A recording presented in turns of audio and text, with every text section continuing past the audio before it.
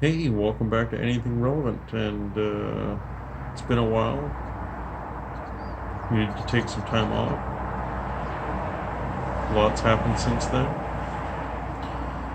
Yeah, I'm wanting to talk about the riots and what happened. It's awful all around. There's too much to say in that awfulness, but at the exact same time, it's a very big moment. It's a moment where, if given the chance to stop and think, stop and look, see everything that you can that's going on, to see how we've already been here more than once, more than twice, too many times in the last 100 years. But let us not forget that this has been going on much longer than that.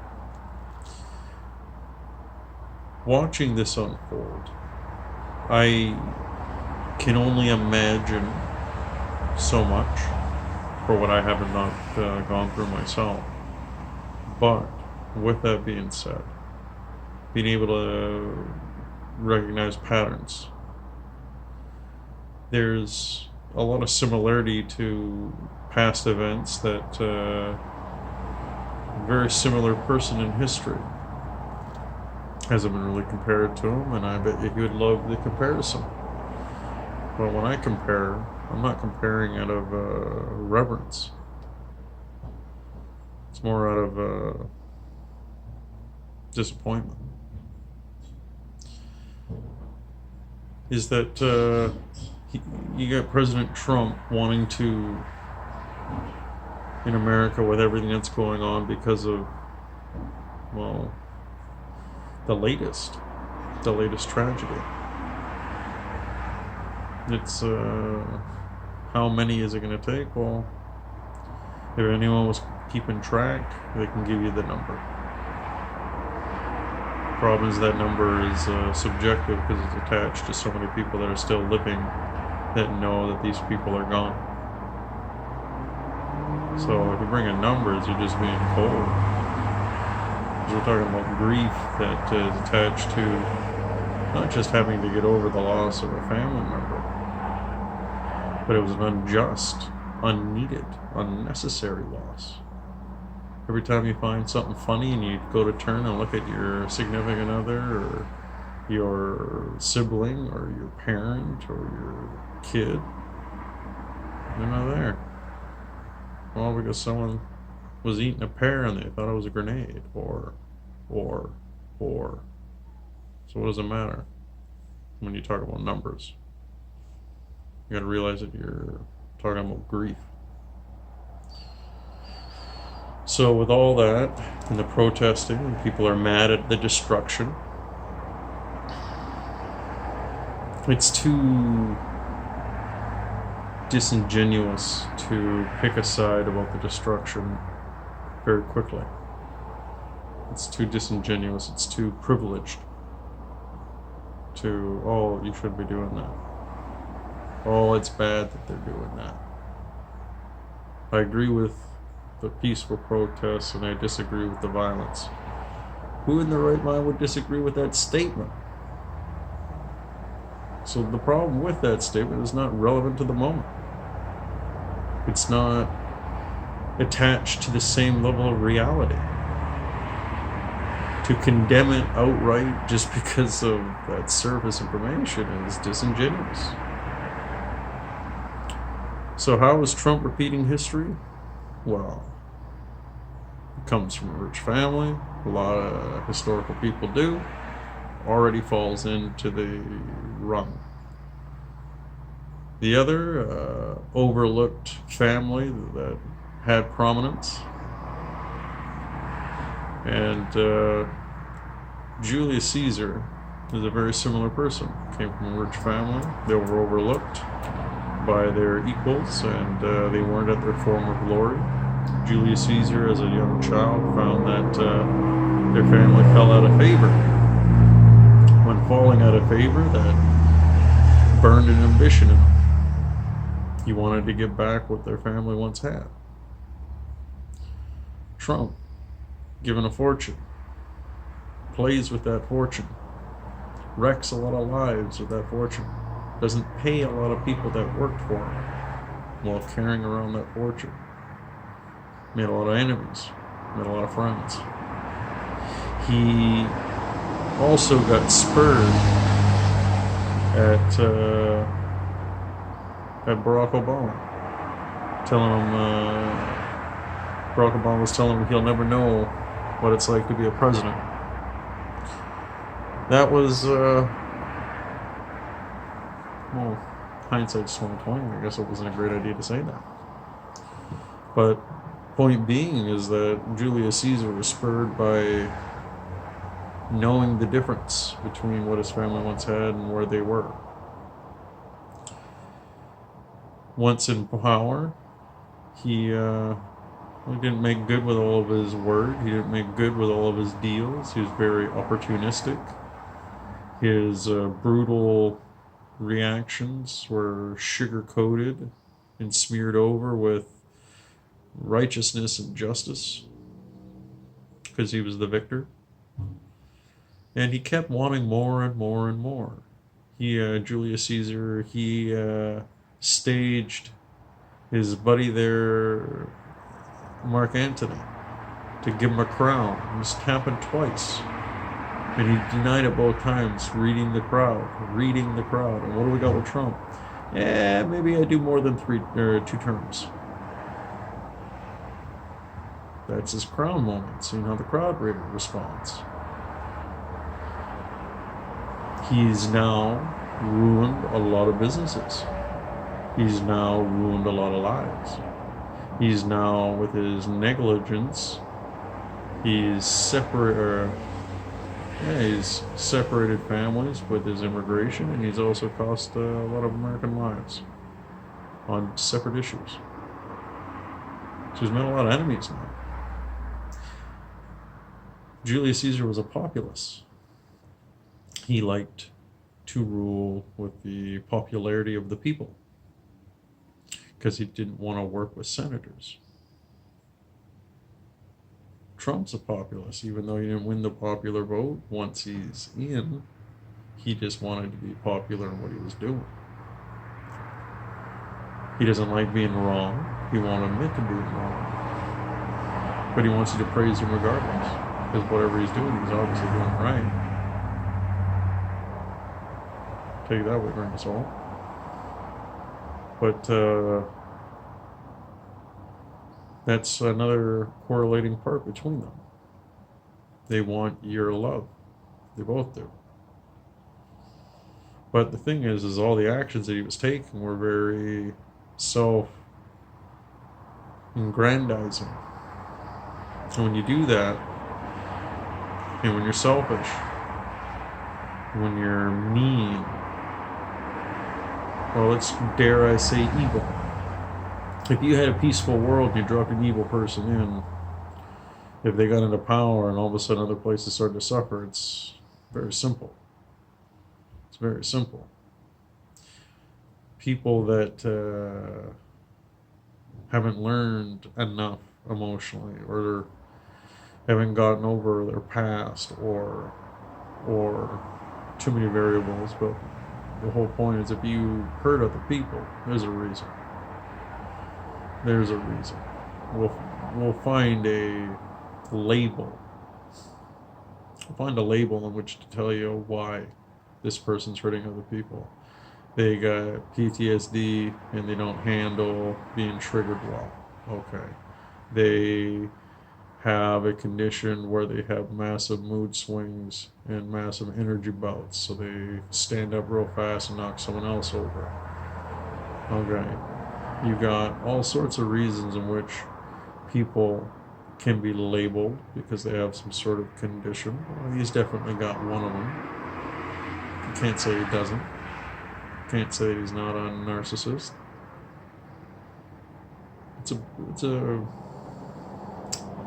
I don't think you can really debate that.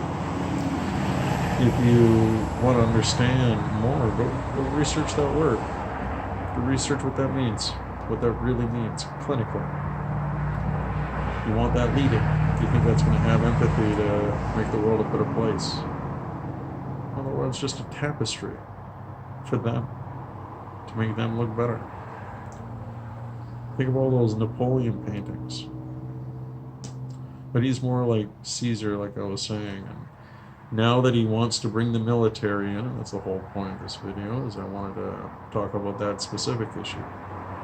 Is that if he wants to bring the military in, if you know anything about Julius Caesar, this is his crossing of the Rubicon.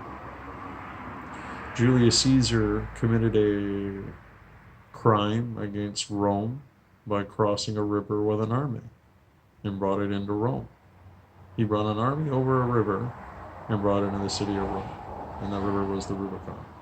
That was a crime. There's only one reason why Caesar brings an army into that city. It's to kill someone and to supplant themselves as the new leader. Or someone else. So it'll be a military coup. So that's why it's a crime to bring an army into Rome. It has to stay abroad, protecting the realm of Rome on its borders or its foreign interests. Sound familiar? So America, Trump, him wanting to bring the army in, that's his figurative crossing the Rubicon. And there's already massive pushback on the former military advisor, Mattis, or whatever his title was, and other people within the military. They say if he deploys, not the National Guard, like the true blue American military, that will be the bridge too far. The one bridge too far. It'll be crossing the Rubicon. And I think that's when everything will fall apart. Because when you have Christians in America now condemning his pretty appalling act by holding a Bible like a movie prop that he doesn't know what it is, like he's never held one before. Like, we've all seen real religious people hold a Bible talking on television, and we've seen actors emulate that as well. And they hold the Bible by the spine. They raise it above their head, they shake it so you can hear the pages flap, they open it up and point at a passage. It's their Bible, they own it, they're very familiar with it. It's theirs. They don't hold it like it's something that someone just gave it to them. Oh, what do you want me to do with this? So this is good. It was a purely photo op situation. It was very gross. And he didn't read anything to anyone. He didn't open it up or read anything. He didn't get down on a knee and take a prayer. He didn't stand in prayer and pray out loud. Because he's not a Christian. Well, with Christians is that you're easy to lie to. It's a sin to lie. So why would you? Well, if you're not a Christian, it's easy to lie. Especially if you don't care about truth. But there are non-religious people that care about truth. So it makes this world a little more confusing for you as a Christian. Because even Christians lie. They're not ready to be honest.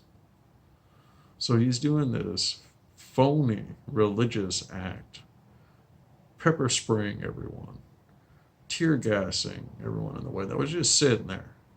They weren't doing nothing. When the sun's up, there's no looting going on. This is shoo, get out of the way.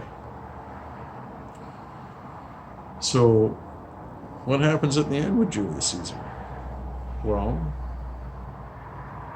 doesn't end well. Goes to the Senate to do business as usual. No idea what was coming for him. Julius Caesar had no idea all the authoritative behavior among his peers that he had been displaying. You see, another part about Julius Caesar that a lot of people don't know is that when he was a young man, he was a very handsome man. In the military, back then, bisexuality was normal. So to grease the palms of your neighbor to seal the deal, sometimes you lend someone over for the night. Julius Caesar, as a young man in the military, was lent out to make foreign ambassadors and representatives and local chiefs and whoever it is having his name. So he didn't take that well. That kind of did not sit well with him, and understandably so. But the problem with Julius Caesar is that when he got into power, he kind of took revenge on a lot of these people and started doing the same with them, picking who he wanted to spend time with. Since he was Caesar, what were we going to say? So that's making enemies. Is that what Trump's literally doing? No. But his grab him by the quote, his misogyny, his view of young women at parties are there for one reason, the way he treated all the contestants in his beauty pageants. His behavior is quite clear. And the abuse onto the others is what he's done with their businesses. It's a not literal translation. But what are you going to do when you got nothing to work for? Because your business is gone. What are you going to do when you put everything on the line and now it's ashes? What are you going to do when it was your whole family that was working in there with you? Extended family. Or people that you just straight up hired because they're hard workers and you like them. Well, it's going to sting. And then when you're getting asked to do things you would never do, like bring in the military, you're going to start seeing a bunch of rank and file Republicans start saying no. And not the ones that no one cares about. They're like Lindsey Graham is like a leaf in the wind. He blows one way, he blows the other, and no one cares. But he makes a big, loud stink about it on where his opinions are, though. But with that being said, when you have Bush Jr., then you got high rank and file military that are grumbling, and there's more damage in the cities. Maybe some damage starts happening at these big businesses. And before you know it, these Republicans will be like, you know what? I think it's more cost effective to have Biden in. Why don't we just have Biden in? He's in the middle of the road. He works with Republicans. He's reasonable. He won't fan the fires of chaos. Why don't we abandon this lunatic and work with Biden, a guy that just wants to do business? Doesn't want to rock the boat. Doesn't want to be that type of popular. Doesn't need those type of accolades and adoration. Just wants to smile at the cameras, have a smile, wave, and go to work. Sounds like good, easy money and business to me. So the Idols of March are rolling for Julius Caesar, where he is killed on the Senate floor by his peers. So no one's going to kill Trump, but they'll kill his career. Is this crossing of the Rubicon?